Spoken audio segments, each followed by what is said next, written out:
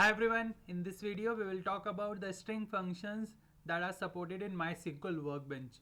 So for this string function in Mysql Workbench, so we are going to use the Shakila database. If you have never installed Shakila database or Mysql Workbench, feel free to get it from the suggestion bar, okay, on the top. Now, if I show you, like we have used a Shakila database and I will just show you like we have some table and in the table we have some first name and last name. Okay, so we have the actor ID, we have the first name, we have the last name from the table here itself. Now, so here what we see in the first name column, if you see, all the values are capital case. Okay, so I wanted to convert that into a lowercase and make sure one thing. So this first name is a string data. So to get it in the lowercase, I will go with the lower function. So if I see the lower function has given me the value in all the lowercase, so that is a case sensitive function which is going to convert from upper to lower. Similarly, you have a upper function which will convert that lower value to uppercase, and we have some function to convert it into the title case. Now, there is some common other function that we preferably use. So that is a length method. So the length method is basically used to give you the number of character. So if I just show you like the length method, so the Pinolop contains total 8 characters, so it has given me 8. So the nick contains 4 characters, so it has given me 4. But that is not really true. Okay. So why I'm just saying this thing, like why the nick is not having 4 character.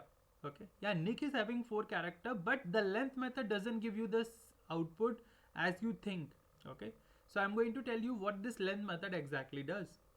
So for doing this particular thing, we are going to use something called as a dummy table. Dummy table is nothing, a dual table where we have just one row, one column. So we use this dummy table or a dual table preferably to check what type of logic we are executing. Okay. So if I just write down select 1 plus 2 from dual, it is going to give you the output and it will contain the output in one row, one column. Okay, so generally the dummy table has one row, one column, but as per your logic it can vary. Fine. Now, so if I just show you the length method with the value hey, so I am going to get 3. Okay, but that is not the real case every time. So why I'm just saying this thing, so I'm going to search a particular letter, a particular Chinese letter in front of me. So I have searched it on Wikipedia. Okay, so I am searching a Chinese character. So I have gone here and I have selected this. Okay, now what exactly that means, so in English it means knife, but this is a Chinese character, so it is being defined by this symbol.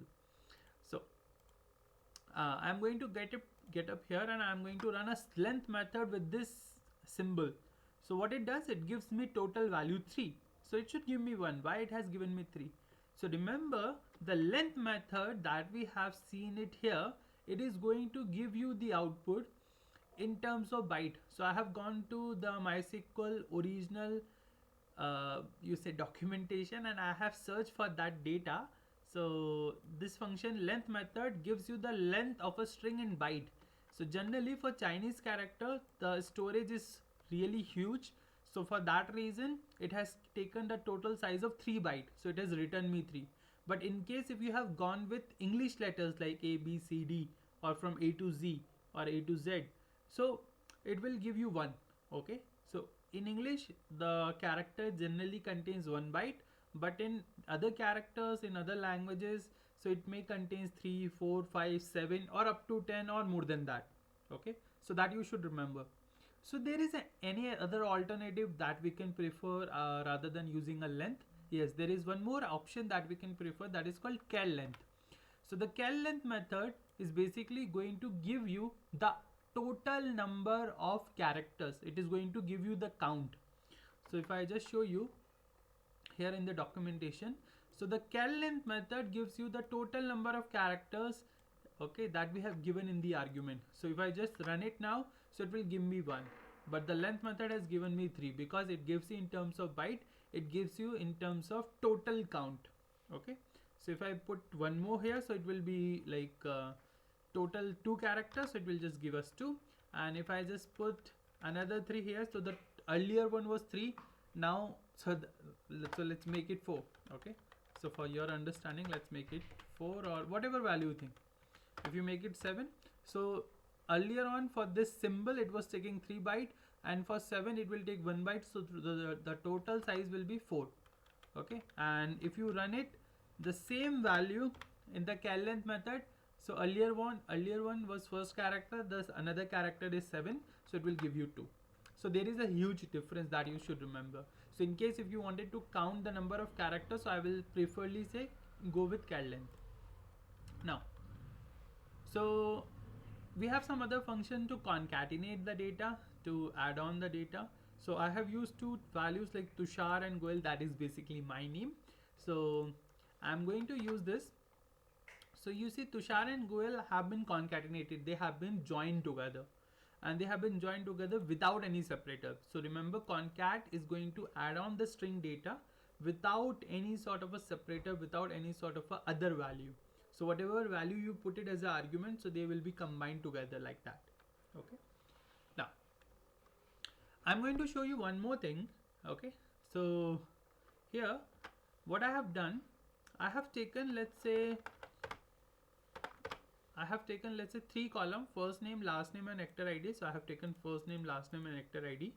So see, all the 3 column values has been put it together. There is no space, there is no other character in the middle.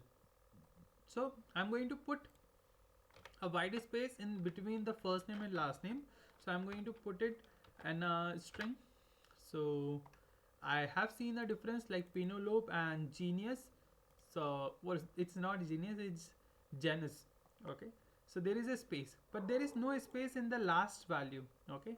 So see, in actor ID, whenever they have been concatenated together, there is no space.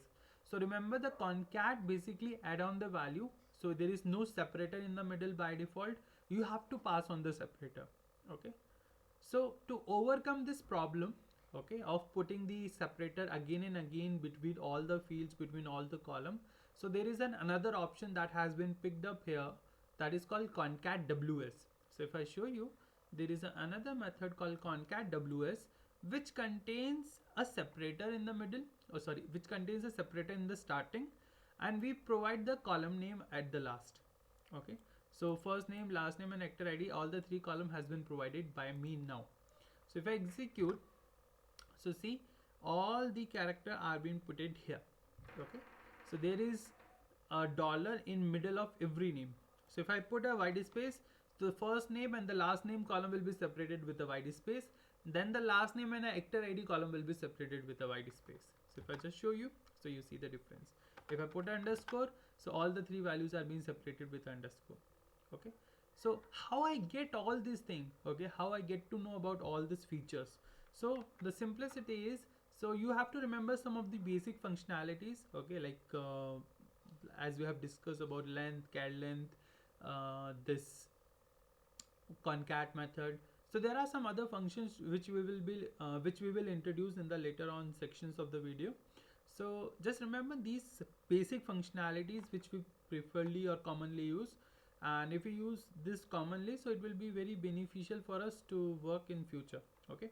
Now, so if I just show you like the concat ws take the first argument, and the better thing is, if you don't know about the function, it's always good habit to search it on the documentation. I have searched MySQL string function. I have gone to the documentation, official documentation of MySQL, and I have searched for this particular function.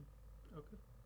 So this is quite simple. You have to simply search that thing on the official documentation and you will be ready to go. You are able to get what is the exact working of that function and you can utilize it. So I hope you have enjoyed this particular video on having a basic introduction about the string functions in MySQL. So in case if you feel any sort of issues, there is some sort of minor errors that you are getting, feel free to put it in the comment section. I will be happy to assist you. Till then, have a great day, enjoy your learning, and we will see you in the next video with some more string functions and their practical knowledge. Till then, have a great day. Bye bye.